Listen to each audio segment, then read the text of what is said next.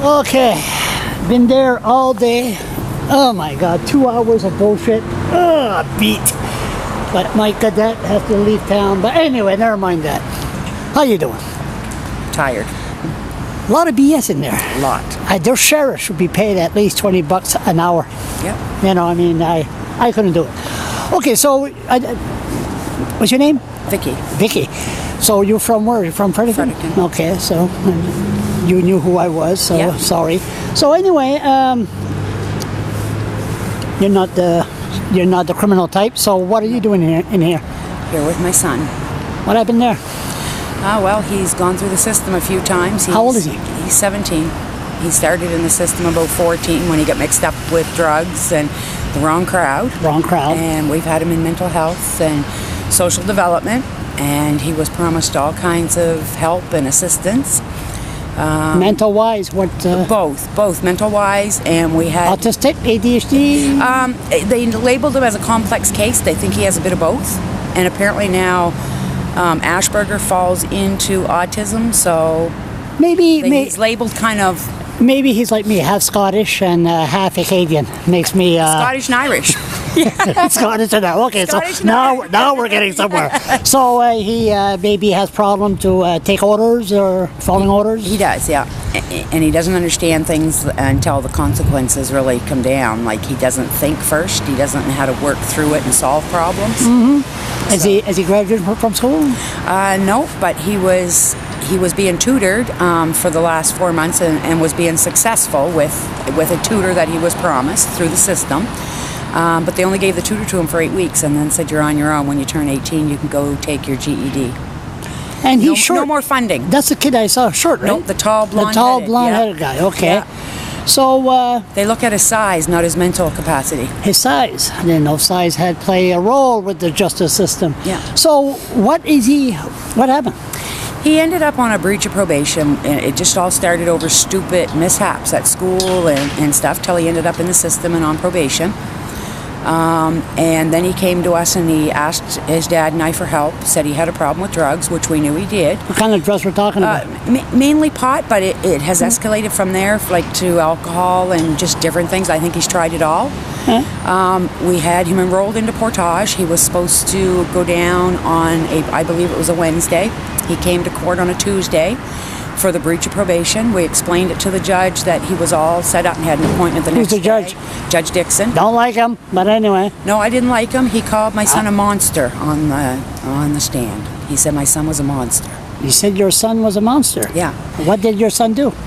I don't really know, like, other than having mental issues and stuff. And the judge had all the reports from his psychiatrist, from mental health, from Pierre Casey in Moncton. The province spent $30,000 sending him to Pierre Casey, and Pierre Casey made a bunch of recommendations that Riley needed for help. And then when we got him back here to Fredericton, we were told by social development, sorry, there's no funding for that.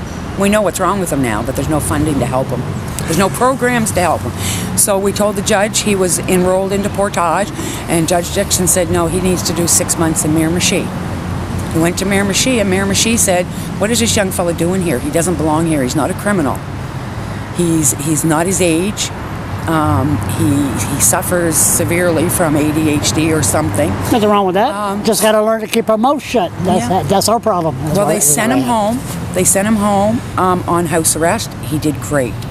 But part of the rule was he had to have a job after he got out of house arrest. How can he have a job if his attitude sucks? Well, his attitude. I'm talking about me there. That's I see. Yeah. I see myself there. Yeah. Well, his attitude doesn't suck unless he doesn't understand something or he gets mixed up in drugs. And if he has ADHD, whatever he's involved with, he has the energy to excel. Yeah. But he must enjoy it first. Exactly. Well, they helped him get a job. But the place that they helped him go to work was St. Mary's Supermarket. So they put him right back in with the crowd of people that he was hooked up with the drugs and stuff with to begin with. And now they're wondering why he's in trouble again. And he bought a stolen bike. He paid $40 for it. So he just got charged for possession of stolen property. And his probation runs out the 27th, so in 7 days. But now he's sentenced to another year. But this judge I told them I was bringing in the media and I was going to the minister if they didn't help him this time instead of sending him to jail. So they've agreed to send him to Portage this time. So he's not in Miramichi? No, he's going back. He just came from the Miramichi, spent the weekend there, but they're sending him to Portage today. So the Judge Julian Dickson, wanted him in jail. Yeah.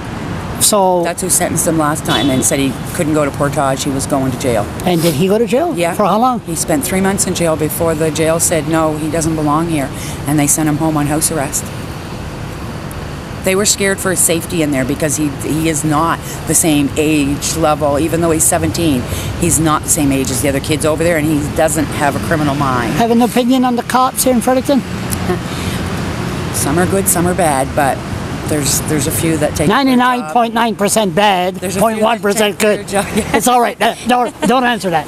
That's the difference between a blogger and a journalist. Well, it's just there's good and bad and all. I mean, but the ones that are bad take it really far. And then you have a few that will help you. Tell me about it. There are a few good ones. You are disappointed with the government. There's no really resources to help this kid. No, there's none for youth. I mean, they spend thousands and thousands of dollars to send them, to give them a diagnosis, and then they send them out in the street and say, it sucks to be you.